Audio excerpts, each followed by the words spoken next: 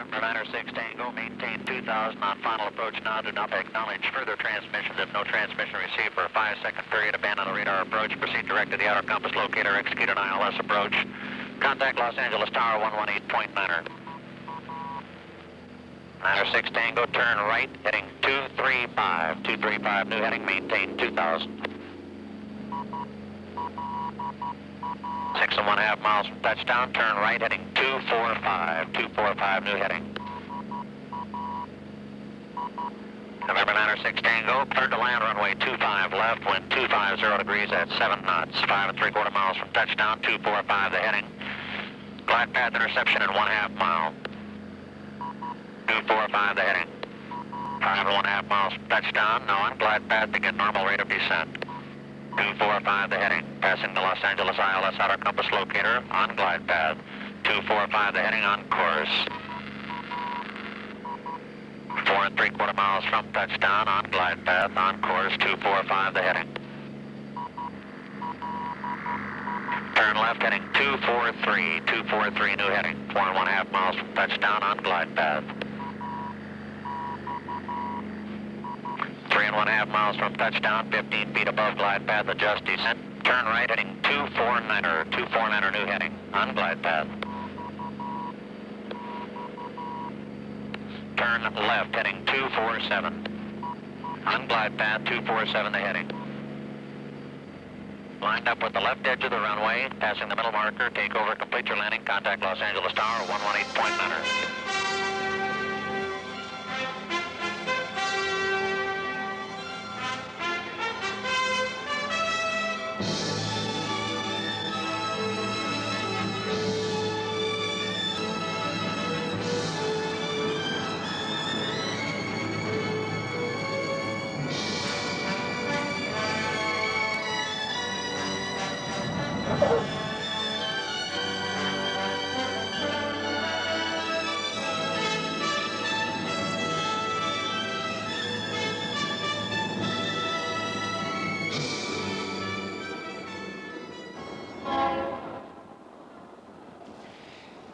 An airport is busy, fascinating. Excited people hurrying to travel to far-off places. The hustle and bustle of planes arriving and departing. 88, Los Angeles ground. Call 190 for taxi. But in the background, there is a kind of drama enacted here that few people ever see. It holds a fascination all its own.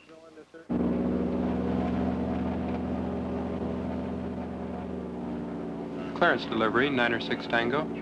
ATC clears, Twin Bonanza, 6906 Tango. To the Denver Airport via Victor 208, Victor 8. Cross Wilmington intersection at or above 6,000. Maintain 8,000. Propellers. Set for takeoff. Magnetos. Check. Freedom and travel of flight controls. Check. Altimeter clock and gyros. Check. Doors and windows closed and locked. Check. Landing gear circuit breakers. Check. Fuel boost on. Check. Okay, we're ready to roll.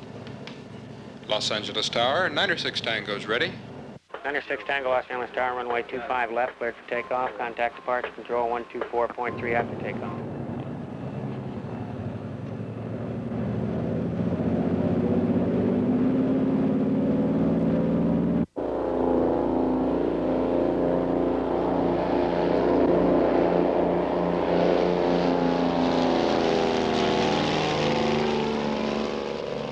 Up gear.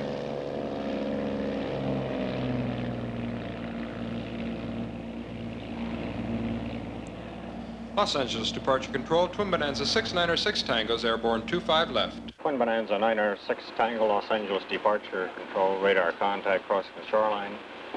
Maintain heading 250 for radar vector to Victor 208. Report leaving 7,000. Hello there. Welcome aboard 696 Tango. Your co-pilot, I'm happy to say, is my son, Jim. I think maybe, Jim, this might be a good time to tell just what's happening here in the cabin. As you can see, we're flying through heavy overcast. We can't see more than a few yards, so we now have to use our instruments to tell us where we are and what the aircraft is doing. This sort of instrument flight is necessary anytime visual reference is lost. This loss of vision can be caused by haze, bad weather, or even just a dark night. The instruments are controlling our flight path automatically, but it's still the pilot's responsibility to program the autopilot, monitor the instruments, and be prepared to take over manually. We are also being tracked and assisted by men on the ground using radar. Niner 6 Tango's out of 7,000. Twin Bonanza 906 Tango, Roger. Your position 6 miles west of Wilmington intersection. Contact Los Angeles Center, radar 126.0 now. This kind of flying is a far cry from the old days, believe me. In the early days, the airplane was more a toy than a tool. Barnstorming pilots risked their lives and thrilled all of us with the air circus.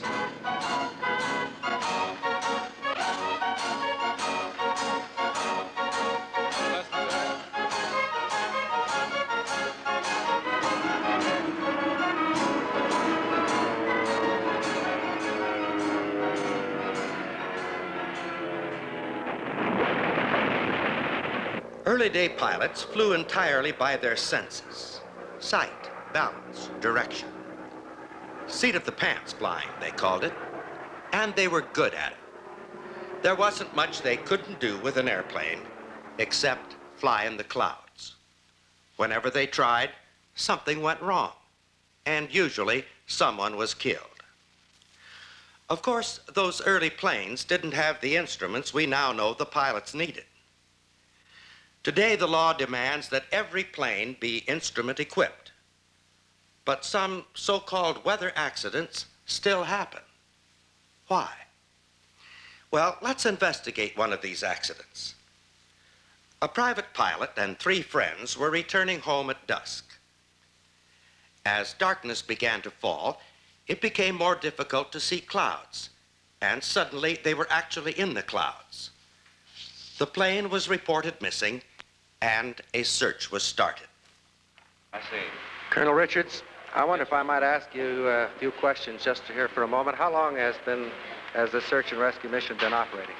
About 72 hours now. It started last Monday morning. How many planes have been involved in the search? With 35 planes from the Air Force, Civil Air Patrol, the United States Navy, and the Los Angeles County Sheriff's Aerial Squadron. This is a difficult thing, I know, for you to answer, Colonel, but what do you think the chances are of survival for these fellows? Well, of course, we don't like to take any negative attitude on a thing like this, but from past experience and searches in this type of weather, this type of terrain, this period of the year, a white plane on a white background of snow, it's very difficult. We participated in the search and shared some of the frustrations of the colonel and his men. Unfortunately, the plane was hidden beneath a blanket of snow, and the search finally had to be called off. Later, the snow melted, and the wreckage was discovered. Yes, 4 men died here. Needlessly so. We call this a typical weather accident.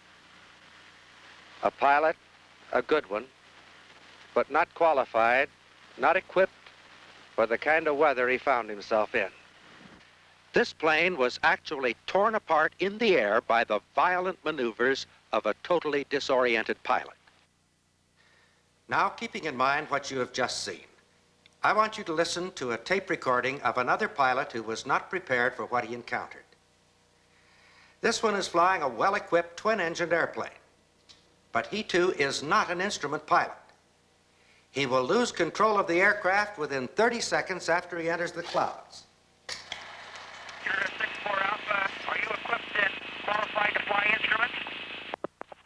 I have enough instruments to fly. I had maybe 18 hours, but I have not got a rating on IFR as of yet. Cessna 6-4 Alpha, and what are your intentions? I would like to come on. Roger 6-4 Alpha. Are you requesting emergency authority to descend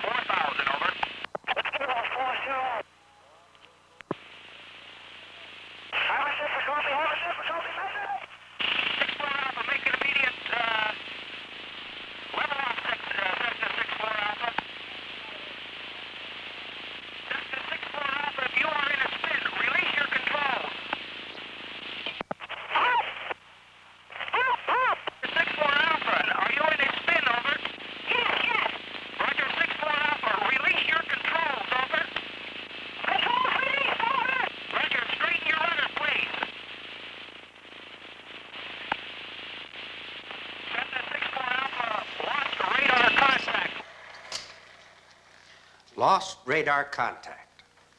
At that moment, the plane crashed and the pilot and his 2 passengers were killed. We at Moody Institute of Science are deeply concerned about these crashes because we're convinced that most of them are completely unnecessary. Why then did they happen? We've studied the problem from many angles. Modern aircraft and instrument design, the nature of the so-called graveyard spiral, and the many human factors involved. We have a growing conviction that the most basic part of the problem is a widespread misconception concerning the human balance mechanism. Now, if you're a pilot, what you will see and hear in the next few minutes could well be the best life insurance you could have. Jim? Now, we all know that we can walk about with our eyes shut and maintain our balance. But did you know that a pilot can't fly with his eyes shut? With his eyes shut, he can't tell whether he's flying straight, turning, climbing, or diving. Oh, now I know there are some that won't agree with that statement. Many feel that all that we need to maintain our balance is the inner ear sense. But this can be a very dangerous misconception. The subject for our demonstration is a gymnast. He has a highly developed sense of balance and sense of direction. We're going to blindfold Don so that he will have to rely on just the information coming from his inner ears to try and tell us what's happening. Are you ready? Yes. I'm turning to the right. I'm turning to the right. I'm turning to the right. I'm turning to the right. Still turning to the right. Now I'm slowing down. I've begun to slow down. Slowing down. Slowing down. Slower. I've stopped. I'm stopped. Are you sure? Yes. Now I'm turning to the left, and this time faster. I'm turning to the left. Are you dizzy? No, I'm not dizzy. All right, take off the blindfold. Oh boy, now I am dizzy. Look at those eyes. While Don's eyes were covered, without even knowing it, he lost contact with reality. The instant the blindfold was removed, there was a conflict between what he felt and what he saw that was so deep-seated that the mind simply could not resolve it, and the subject is incapacitated for some time. A careful look at the balance mechanism within the ear will show us why. The organ is made up of 3 interconnected canals and is filled with a fluid. This is a model of just one canal. We use the red balls so that you can tell when the fluid is moving. This represents a sensing hair, and there are thousands of these. Even a slight motion disturbs the sensors. As we start a turn, the fluid momentarily lags due to its inertia. The sensors bend, and turning cues are transmitted to the brain. But this is where the pilot can get into real trouble. Notice that the fluid is catching up with the canal. And when the speed of the fluid and the speed of the canal are the same, the sensing hairs are erect, and we think we're stopped. Now stop the canal, and the fluid rushes on, bending the sensors in the opposite direction. And we think we're turning the other way, even though we're not turning at all. Obviously, our sense of balance must involve something more than just the inner ear, and it does. Our balance is made up of 3 senses: the inner ear, vision, and the proprioceptive sense, or the sense of movement and position coming from within the body. The inner ear, then, is just one part of an integrated system. And as we have seen, it can't function properly by itself. To be able to fly, a pilot must have a visual reference that will override the false sensations coming from his other senses. The instrument pilot has this visual override. He can see because he has the instruments, which for him provide an even more precise reference than another pilot would have flying in clear weather. Now, it is true that all pilots have and at times use instruments in flight. But some have the mistaken idea that this makes them instrument pilots. The thing they don't realize is that when flying in clear air, even though they're concentrating on the instruments, their visual override is coming from outside the airplane. Remember the pilot involved in that first crash? He had been practicing instrument flight for some time. Listen to the words of the second pilot. I had maybe 18 hours, but I have not got a radio on IFR as of yet. Before a pilot can fly solely by reference to instruments, he has to develop a unique skill that will allow the instruments to become a substitute for the normal visual reference. And he has to have a faith in those instruments that becomes a way of life. If he feels like he's turning and the instruments tell him he's flying straight, he believes the instruments. And then his vision overrides the false sensations so that he isn't even conscious of them. This allows him to fly with complete safety in conditions that would kill the non-instrument pilot. All airline and military pilots are instrument pilots, and they're flying all over the world in all kinds of weather with the highest degree of safety. If we could expect any man to be an exception to the rules regarding instrument flight, it would be one of the astronauts. Mentally and physically, they are the finest. Let's see what astronaut John Glenn has to say about instrument flight. But we run into the same disorientation problems in space flight from the operations of the inner ear that any private pilot runs into in normal everyday flying. What we found is that we have to rely on our instruments, have complete faith in them, just as a private pilot must come up to the time when he makes his decision when he's going into bad weather, whether he relies on his own senses or whether he switches over and relies on the instruments. We've learned, of course, through many years of experience, that we must have faith in our instruments. Colonel, it's interesting to hear you mention faith. There are some today who feel that faith is old-fashioned and that somehow scientific knowledge has made faith unnecessary. Is this your experience? No, quite the opposite, I think. I think faith is even more necessary today than it's ever been. We have faith in the instruments. We have faith in the forces that are working the compass that we can't see or feel. That we have faith in it, and we've both staked our lives many times on it. Over the past years, we have used 9-6 Tango to photograph subjects which, without a plane, would be most difficult, such as these ancient ruins of Tikal deep in the jungles of Guatemala, or this work in the Arctic, or here in Africa. We've flown in bad weather in nearly every country of the world. Going left, turn right 5 degrees. So well above the glide path, passing through the southeast gap at the present time. You're well clear of high ground. Hong Kong Tower, 696 Tango, clearance. ATC clears 696 Tango to Taipei via Green 8, Red 3. Our experience has been that instrument flying is reliable, trustworthy, and safe. Of course, there are a few places in the world where air traffic control just isn't available. We're now flying into one of them, the heart of the vast Libyan desert. We're hundreds of miles from civilization searching for a ghost bomber, a plane that has come out of the past to tell an unforgettable story of the need for faith in the instruments. There she is now, the mystery ship, the Lady Be Good. Discovery of the Lady Be Good triggered one of the most baffling investigations in military history. Air Force records revealed that the plane and her crew had disappeared on their first combat mission. Finding her here, more than 1,000 miles from her target, and exactly the opposite direction from her base seemed impossible. Yet there could be no question. This was the Lady Be Good. Major Robertus, the story of the Lady Be Good certainly is one of the real sagas of World War II. I understand that you made the first flight out here. That's right, I did, Doctor. And what did you find at that time? What was the condition of the plane? Well, I would say that the condition of the Lady Be Good at that time was considerably different than you see it today.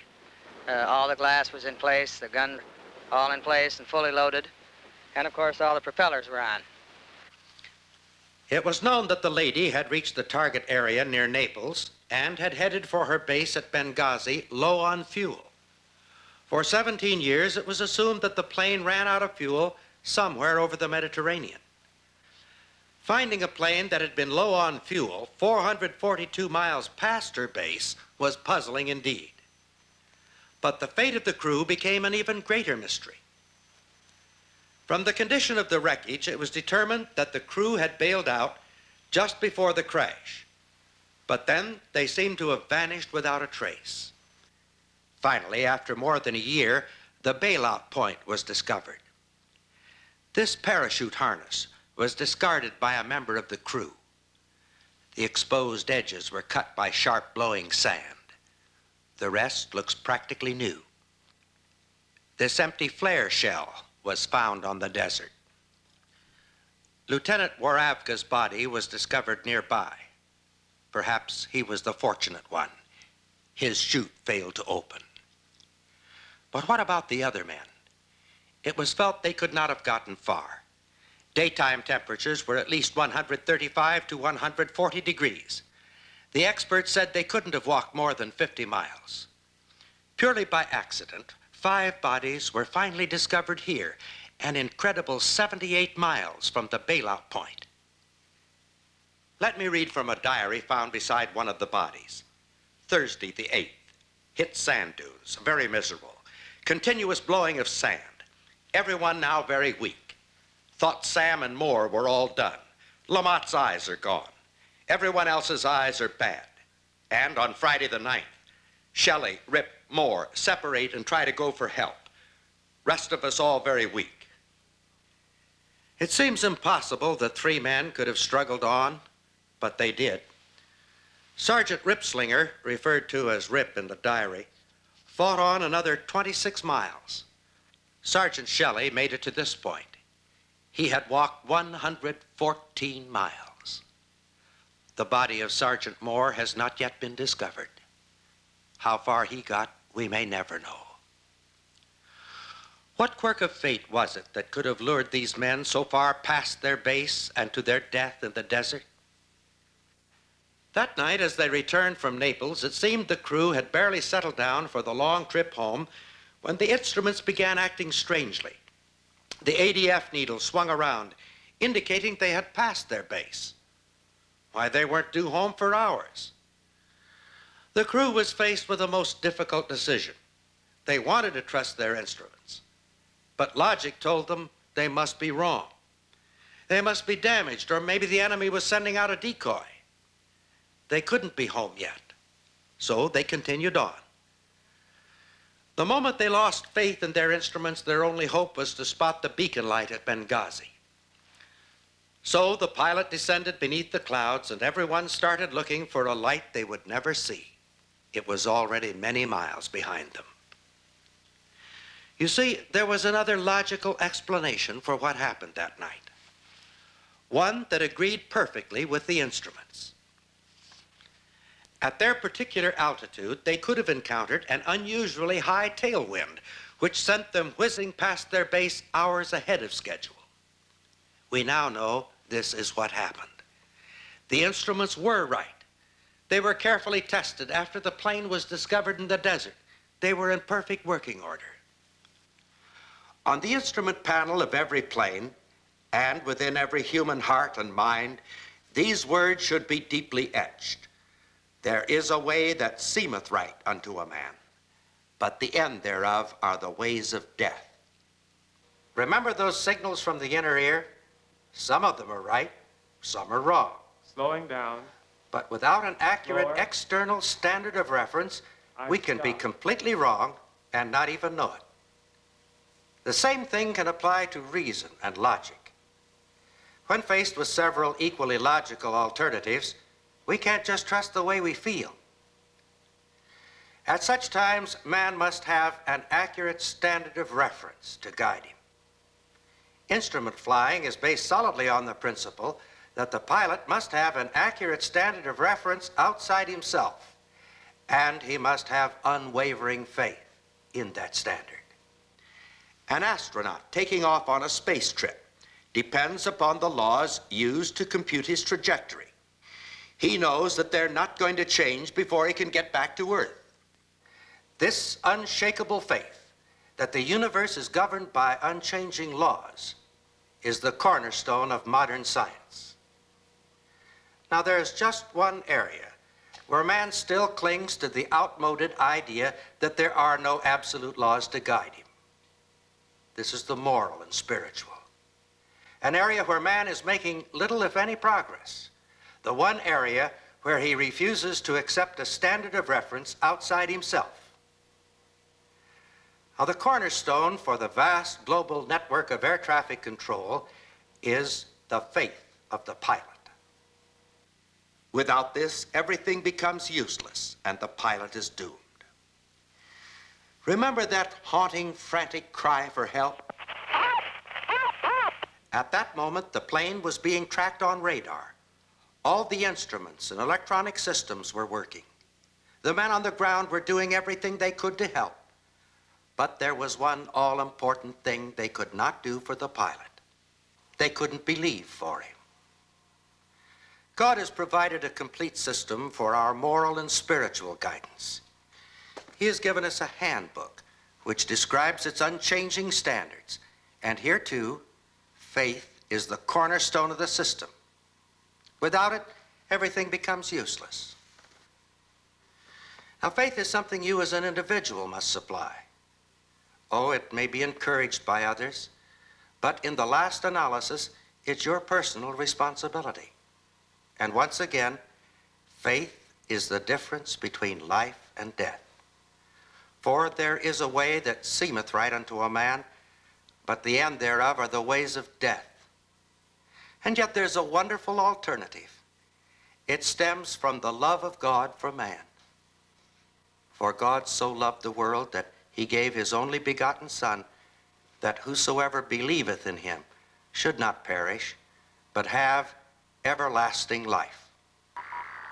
Turn left heading 243, 243, new heading. The instrument pilot, recognizing his physical limitations, accepts by faith the guidance that is provided for him. In view of man's spiritual needs and limitations, is it